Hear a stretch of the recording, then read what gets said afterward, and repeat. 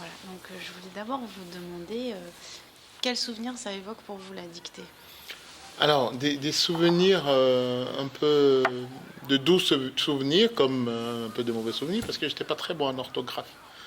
Donc j'ai surtout les souvenirs même du nom d'une maîtresse qui nous harcelait avec la dictée.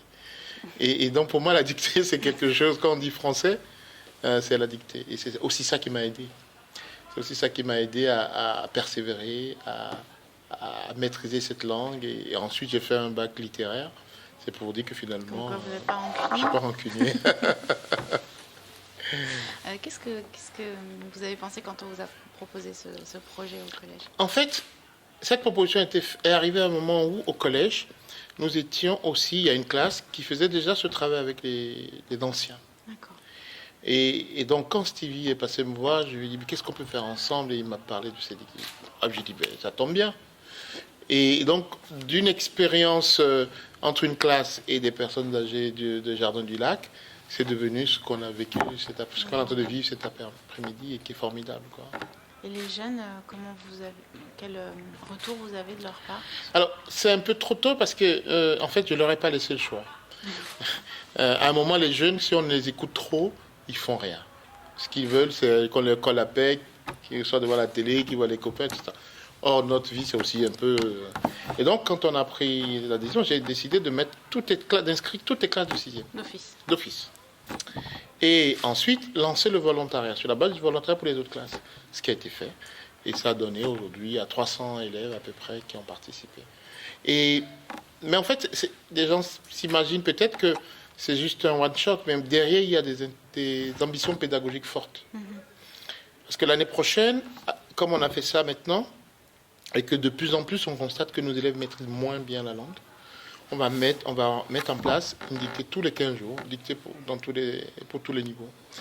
Ça va rouler en fait, la première semaine ça peut être les sixièmes, la deuxième les cinquièmes, les quatrièmes. En fait, il faut que nos élèves maîtrisent la langue, parce que c'est le cœur de la connaissance et de la compréhension des cours. Il y en a de plus en plus qui ne maîtrisent pas. Ils échangent beaucoup sur les réseaux, donc ils s'expriment avec du texte, mais c'est un texte qui n'est pas... En tout cas, par rapport aux attendus du système, ils ne sont pas en adéquation. On va dire ça comme ça. Or, il faut qu'ils arrivent à faire la nuance que quand je fais un texto, c'est un texto. Quand je suis en classe, c'est une autre exigence. Et ça, beaucoup d'élèves le font de moins en moins. C'est un déficit de lecture, c'est... Alors, il y a les spécialistes, il y a beaucoup d'arguments. Moi, je pense qu'il y a un déficit de lecture et puis, en fait, un déficit du fait que le système aussi a relégué la dictée aussi loin. Et c'est maintenant que la dictée redevient quelque chose d'essentiel sur lequel on demande de travailler. Elle a toujours existé, mais elle a eu moins d'importance que cela l'a eu à notre époque. Et en fait, l'ambition, justement, et le nouveau ministre qui remet la dictée, redonne à la dictée les CNL de l'Oblès, c'est vraiment quelque chose pour nous, un choix à faire, parce que les programmes sont aussi vastes en français. Et donc les profs, ils sont obligés de trouver un équilibre dans tout ça. Voilà. La thématique du vivre ensemble, quelle importance ça a pour vous? Alors, vous savez, moi j'ai choisi le collège Paul Éluard de Bretigny, parce que justement, dans ce collège, il y a une belle mixité. Parce que la notion de vivre ensemble, c'est pas un concept. C'est ce que je dis quand je vais rencontrer les parents des CM2 qui doivent venir ou qui hésitent à venir à Paul Éluard. Je leur dis, le vivre ensemble, c'est pas un concept abstrait, c'est concret. C'est envoyer vos écoles dans l'école de la République, vos enfants dans l'école de la République, rencontrer d'autres enfants qui ne sont pas forcément de leur milieu, mais se creuser quelle école, de rencontres, de mixité, d'échanges, c'est aussi ça le vivre ensemble. Et c'est vraiment un combat que je mène depuis des années, depuis quelques années dans mon métier, pour favoriser le vivre ensemble. C'est important de rendre hommage aussi à Martin Luther King. Oui, alors Martin Luther King, qui nous a fait rêver, qui nous a fait espérer.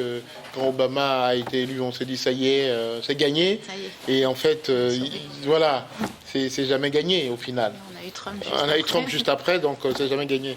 Donc oui, Martin Luther King, avec les 50 ans de son assassinat, cette fresque qui va rester dans le collège, c'est aussi parce que derrière aussi, il y a des ambitions pédagogiques. Les élèves ont travaillé sur le personnage de Martin Luther King, travaillé sur le personnage de Simone Veil, qui sont deux personnalités fortes qui ont milité pour les droits. Et c'est important qu'ils se rendent compte que, voilà, il y a des gens qui sont morts, il y a des gens qui sont passés dans les camps de concentration, mais pour notre liberté.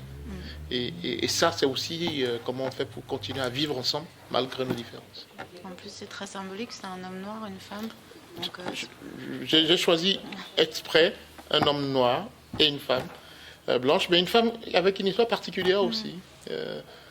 Et c'est aussi ça la force de l'école, c'est d'avoir la possibilité d'orienter les messages, mais avec l'idée principale étant comment on fait pour continuer à vivre ensemble. C'est bien aussi de laisser rentrer des graffeurs dans un collège. Oui, alors... On les met sur...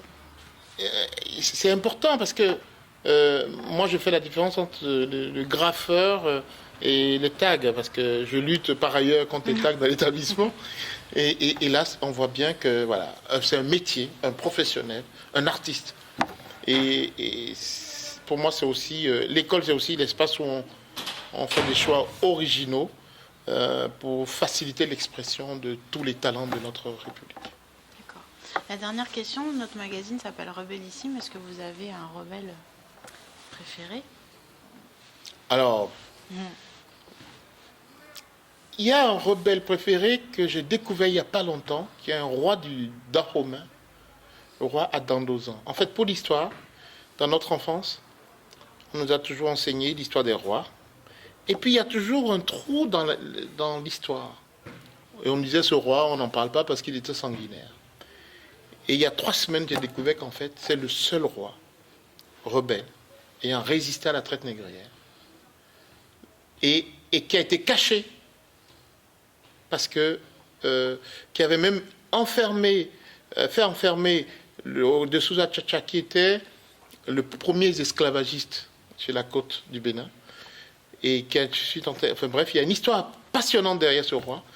Et pour moi, depuis, il est devenu mon rebelle. Vous nous rappelez son nom? Adandozan, le roi Adandozan d'Abomey. D'accord. Bah, merci beaucoup.